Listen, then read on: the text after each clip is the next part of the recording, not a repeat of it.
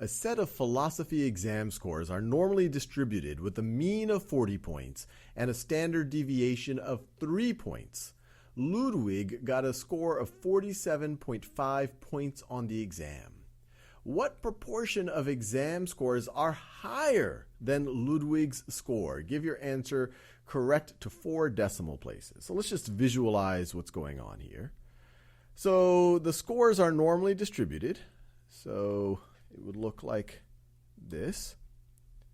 So the distribution would look something like that. Trying to make that pretty symmetric looking. The mean is 40 points. So that would be 40 points right over there. Standard deviation is 3 points. So this could be 1 standard deviation above the mean. That would be 1 standard deviation below the mean. And once again, this is just very rough. And so this would be 43, this would be 37 right over here. And they say Ludwig got a score of 47.5 points on the exam. So Ludwig's score is going to be someplace around here. So Ludwig got a 47.5 on the exam. And they're saying what proportion of exam scores are higher than Ludwig's score? So what we need to do is figure out what is the area under the normal distribution curve that is above 47.5. So the way we will tackle this is we will figure out the z-score for 47.5. How many standard deviations above the mean is that? Then we will look at a z-table to figure out what proportion is below that, because that's what z-tables give us. They give us the proportion that is below a certain z-score.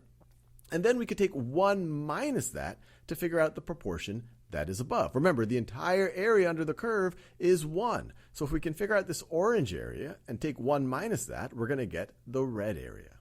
So let's do that. So first of all, let's figure out the z-score for 47.5.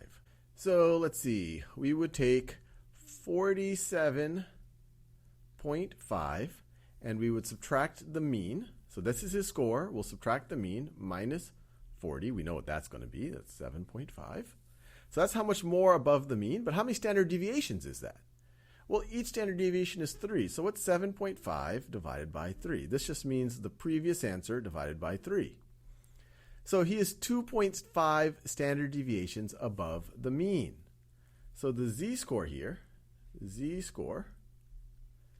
is a positive 2.5. If he was below the mean, it would be a negative. So now we can look at a z-table to figure out what proportion is less than 2.5 standard deviations above the mean. So that'll give us that orange, and then we'll subtract that from 1. So let's get our z-table. So here we go. And we've already done this in previous videos. But what's going on here is this left column gives us our z-score up to the 10th place. And then these other columns give us the 100th place. So what we want to do is find 2.5 right over here on the left, and it's actually going to be 2.50. There's 0 hundredths here. So we want to look up 2.50. So let me scroll my z-table. So I'm going to go down to 2.5. All right, I think I am there. So what I have here, so I have 2.5. So I am going to be in this row. And it's now scrolled off, but this first column we saw, this is the hundredths place, and this is 0 hundredths. And so 2.50 puts us right over here. Now you might be tempted to say, okay, that's the proportion that scores higher than Ludwig, but you'd be wrong. This is the proportion that scores lower than Ludwig.